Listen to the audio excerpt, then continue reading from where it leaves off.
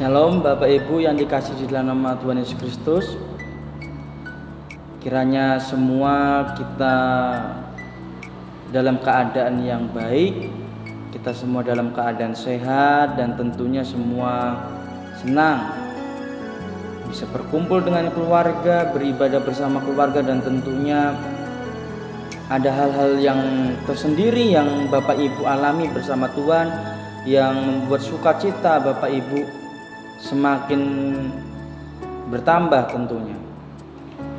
Hari ini kita akan kembali lagi merenungkan kebenaran firman Tuhan yang senantiasa firman itu kita percayai menguatkan kita. Firman itu senantiasa kita percaya memberikan pencerahan terhadap pikiran dan hati kita untuk kita bisa melakukan setiap kegiatan ataupun aktivitas kita di hari-hari ini. Bapak Ibu yang dikasihi dalam nama Tuhan Yesus Kristus, beberapa hari yang lalu kita memperingati kenaikan Tuhan Yesus. Tuhan Yesus naik ke surga, dan itu merupakan satu hal yang menjadi sukacita tersendiri bagi kita, bahwa Dia senantiasa menggenapi setiap janjinya, dimulai dari Yesus lahir, Yesus melayani manusia, Yesus disalib, mati, bangkit, dan akhirnya Dia naik ke surga.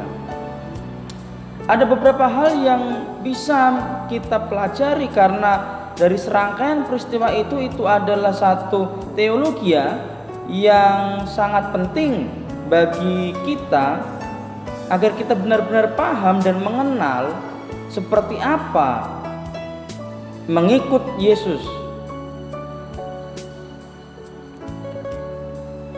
Dan kenaikan Tuhan Yesus itu juga merupakan satu rangkaian rencana keselamatan yang Allah rencanakan kepada manusia, di mana manusia mulanya jatuh ke dalam dosa, dan Allah mempunyai rencana untuk menyelamatkan manusia.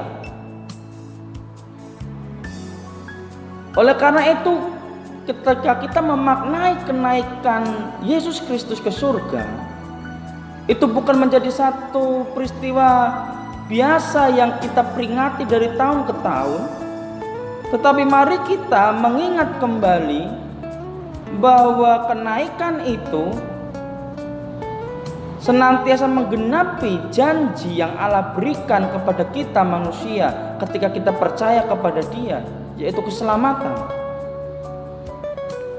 Bapak Ibu, keselamatan itu sangat penting bagi kita. Keselamatan merupakan inti dari rangkaian proses hidup kita mengikut Yesus. Mengapa keselamatan itu penting? Secara umum, keselamatan itu penting saya kaitkan dengan ketika kita menderita satu penyakit, kita diobati, akhirnya kita sembuh, kita selamat dari penyakit itu. Entah itu penyakit yang menimbulkan penderitaan secara fisik bagi kita, atau penyakit itu akan membawa kita kepada kematian, tetapi kita selamat karena kita tadi diperiksa, kita dirawat.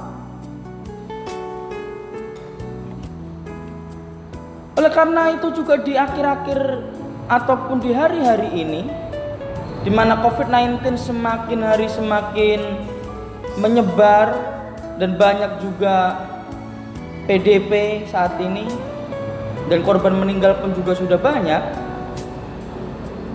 kita juga kalau merenungkan hidup kita saat ini, keselamatan itu sangat penting.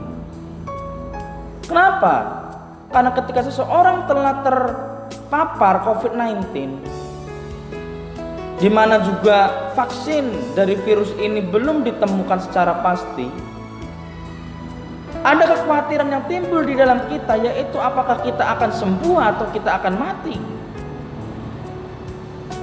Oleh karenanya keselamatan itu sangat penting dan berharga. Saya dengan Bapak Ibu telah menerima keselamatan itu, dan bagaimana kita memaknai keselamatan itu? Melalui peristiwa di mana Yesus Kristus telah naik ke surga. Kenaikan Kristus ke surga bukanlah akhir bagi orang percaya. Kenaikan Kristus adalah janji Allah yang dinyatakan kepada orang percaya bahwa ada kehidupan kekal, ada kehidupan abadi, tidak ada lagi yang namanya kematian. Kalau ada yang mengatakan bagaimana dengan orang yang masuk neraka, apakah itu juga disebut hidup?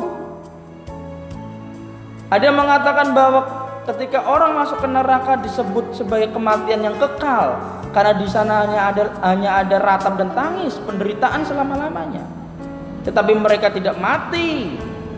Mati dalam arti mereka tidak merasakan.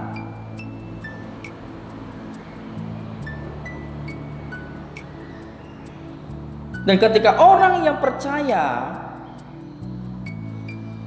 masuk ke dalam kerajaan surga, disitulah hidup kekal. Dan di sanalah Allah ataupun Kristus Yesus bertahta. Dalam memperoleh janji ada proses, ada berbagai macam proses yang akan kita lalui ketika kita ingin memperoleh janji itu.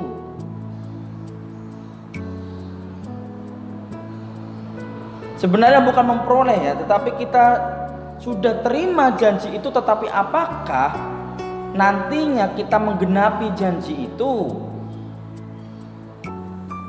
Di dalam menuju kepada janji, kepada penggenapan janji itu, seperti yang saya katakan tadi, ada proses, banyak proses.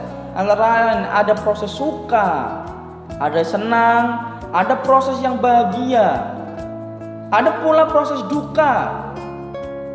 Ada juga proses di mana orang susah, sengsara, menderita. Itu semua proses. Kita tidak bisa memilih proses mana yang akan kita lalui, karena setiap orang pasti akan mengalami macam-macam proses itu. Yang bisa kita lakukan adalah hanyalah memilih untuk menjalani proses itu, atau kita menyerah dengan proses yang sebenarnya bisa kita jalani.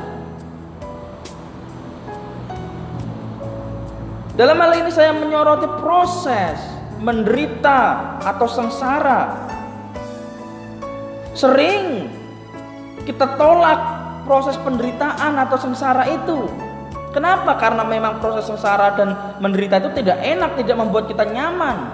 Seperti seolah-olah tidak ada faedahnya, manfaatnya bagi kehidupan kita. Justru hanya menimbulkan kesusahan.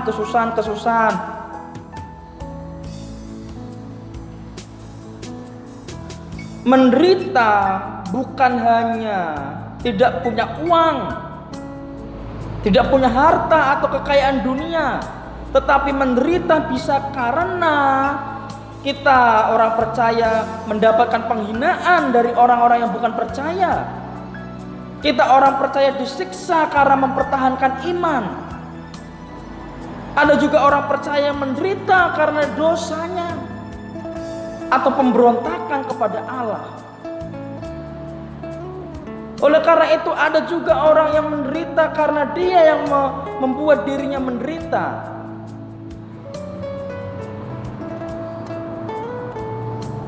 Seperti halnya yang akan kita renungkan pada hari ini, di mana Yesaya menunjukkan bahwa hamba Tuhan yang menderita, yang senantiasa rela memberikan hidupnya untuk sengsara di dunia ini. Kita akan belajar dari Yesaya pasal 52 ayat 13 sampai 15, kemudian Yesaya 53 ayat 1 sampai ayat yang ke-6. Kita baca mulai dari ayat yang ke-1 sampai 6, tapi satu-satu dulu.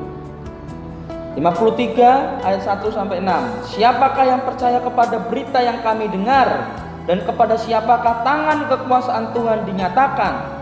Sebagai taruk ia tumbuh di hadapan Tuhan, dan sebagai tunas dari tanah kering ia tidak tampan, dan semaraknya pun tidak ada sehingga kita memandang dia, dan rupa pun tidak sehingga kita menginginkannya. Ia dihina dan dihindari orang, seorang yang penuh kesengsaraan dan yang biasa menderita kesakitan. Ia sangat dihina sehingga orang menutup mukanya terhadap dia, dan bagi kita pun dia tidak masuk hitungan. Kita akan membahas ayat 3 terlebih dahulu. Pada ayat 3 ada kata dihina dan sangat dihina. Penulis ingin menegaskan bahwa begitu banyak peristiwa-peristiwa yang tidak enak dialami oleh hamba Tuhan itu. Dia sudah dihina, lalu dilanjutkan sangat dihina. Ini mengartikan juga begitu rendahnya hamba Tuhan ini. Literatur yang saya baca tentang penuh kesengsaraan di ayat 3 diartikan kesedihan. Jadi hamba Tuhan ini mengalami banyak kesedihan, memilukan hatinya, menyusahkan hatinya. Dan yang biasa menderita kesakitan, di sana dikatakan, literatur mengatakan bahwa dan yang kenyang terhadap kesakitan. Kalau orang kenyang artinya penuh, artinya dia banyak menerima sehingga dia kenyang. Seperti itulah gambarannya. Literatur juga mengatakan kesakitan yang dialami seumpama orang yang mengalami sakit kusta, ayan, atau penyakit lainnya. Kalau sudah membicarakan soal penyakit kusta, bagi orang Yahudi, orang kena kusta itu diibaratkan orang yang terkutuk, orang yang mendapatkan hukuman dari Tuhan. Makanya orang yang kena kusta akan dikucilkan, diasingkan. Nah, itulah yang digambarkan oleh Yesaya terhadap hamba Tuhan ini, di mana dia menerima atau penuh kesedihan dan kenyang terhadap kesakitan.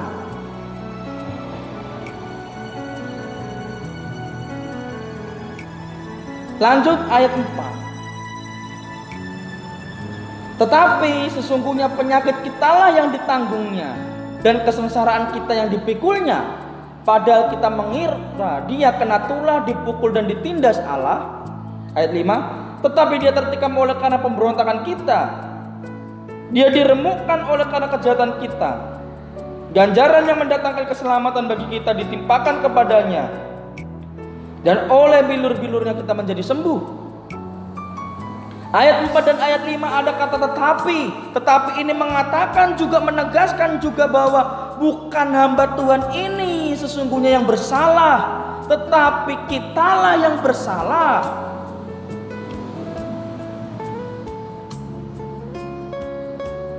Kitalah yang sesungguhnya berpenyakitan.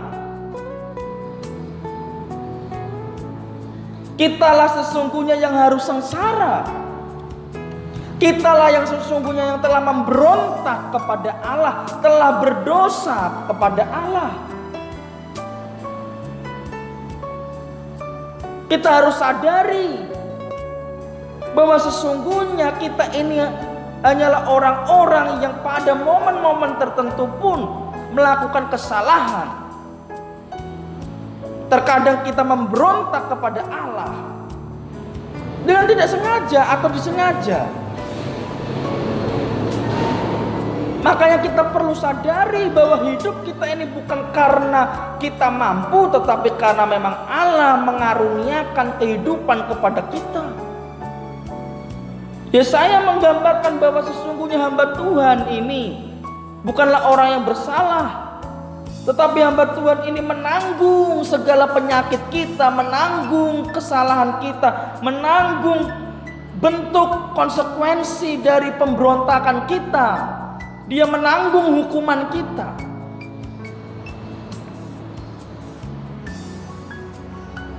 Supaya kita yang memberontak ini memperoleh ganjaran keselamatan.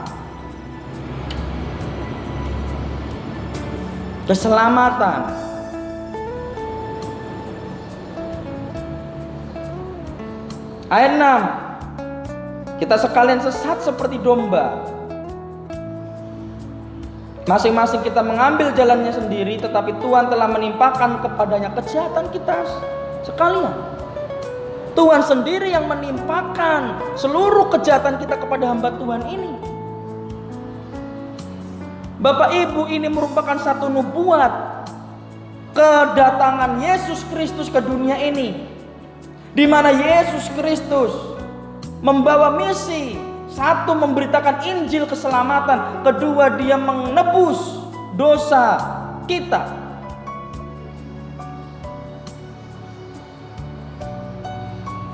Hamba Tuhan ini merupakan gambaran Yesus. Lalu kita yang saat ini telah menerima anugerah keselamatan itu, bagaimana kita meresponi keselamatan yang diberikan oleh Allah melalui penderitaan yang dialami Tuhan Yesus kala itu?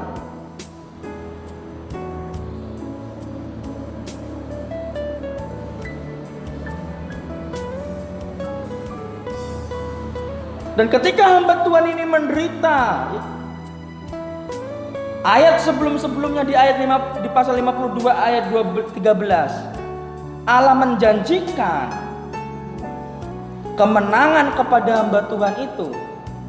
Begini firman Tuhan, sesungguhnya hambaku akan berhasil, ia akan ditinggikan, disanjung dan dimuliakan. Ini adalah janji kepada hamba Tuhan itu yang Allah berikan, bahwa ketika engkau akan melaksanakan atau engkau akan menerima segala bentuk kejahatan yang dilakukan oleh manusia, di akhirnya engkau akan menang. Dan memang pada kenyataan Yesus menang atas kuasa maut. Dia bangkit dan dia naik ke surga. Bapak Ibu, saya juga paham yang namanya penderitaan itu tidak enak. Bapak Ibu juga sering cerita mengalami kesusahan di dalam rumah tangga, di dalam kehidupan sehari-hari. Yesus di dunia ini juga menderita. Namun penderitaan itu hanya sementara.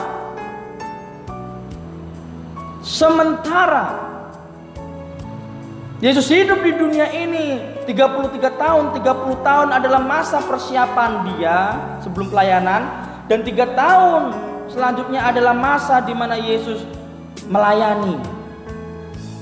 Hanya 33 tahun sementara saja Yesus mengalami penderitaan di dunia ini. Setelah itu dia kekal di dalam kemuliaannya,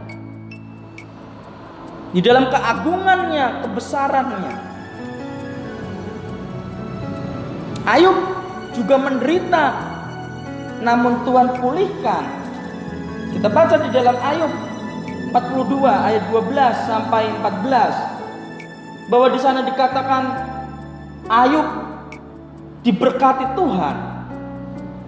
Tuhan mengembalikan seluruh harta Ayub. Bahkan Ayub mendapati 7 anak laki-laki dan 3 anak perempuan, di mana sebelumnya Ayub mengalami banyak sekali kesengsaraan. Lembunya habis, anak-anaknya habis, istrinya bahkan meninggalkan dia. Tapi karena dia setia, dia rela menanggung seluruh penderitaan itu, akhirnya Tuhan pulihkan. Artinya penderitaan itu sementara. Lalu Bapak Ibu, ada juga orang yang hidupnya di dunia ini menderita, sampai mati pun menderita, ada. Contohnya adalah Lazarus. Selama hidupnya dia menderita, tetapi kata firman Tuhan dalam Lukas 16 ayat 25, tetapi Abraham berkata, anak, ingatlah bahwa engkau telah menerima segala yang baik sewaktu hidupmu, sedangkan Lazarus segala yang buruk. Sekarang ia mendapat hiburan dan engkau sangat menderita. Selama hidupnya Lazarus menderita, sampai matinya dia menderita. Tapi di kekekalan dia mendapat hiburan. Artinya penderitaan itu juga sementara. Tetapi ada juga yang konyol. Di dunia menderita, sampai mati dia menderita. Kemudian di kehidupan kekal dia menderita. Makanya firman Tuhan selalu mengingatkan kepada kita agar kita bisa meresponi segala bentuk peristiwa atau hal-hal yang kita alami di dunia ini, kita meresponi dengan benar seturut dengan apa yang Tuhan katakan lewat firman-Nya.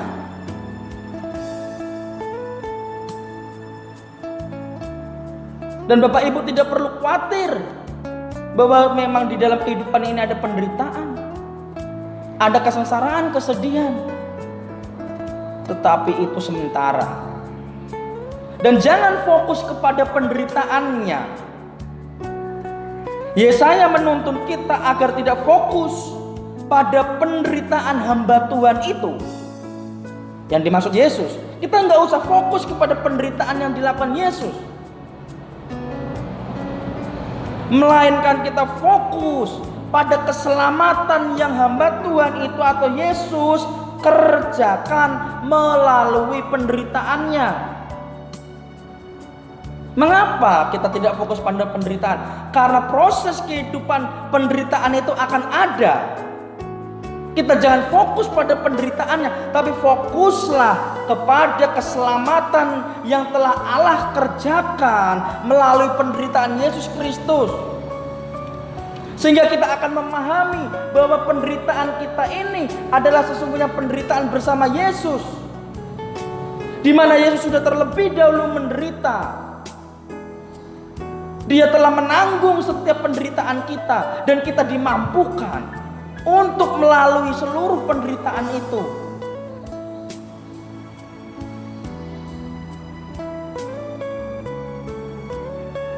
Dan ingat Bapak Ibu, yang perlu kita garis bawahi sebagai anak-anak Allah, sebagai orang percaya, bahwa nilai keselamatan itu sangat berharga. Bapak Ibu dan saya berharga, sehingga Allah rela menyerahkan anaknya yang tunggal kepada kita sebagai korban tebusan, menebus kita dari dosa kita, memberi keselamatan itu kepada kita. Mari kita fokus kepada keselamatan yang Allah berikan dan telah kita terima. Jangan mau dikaburkan oleh kesengsaraan, kesedihan yang kita alami.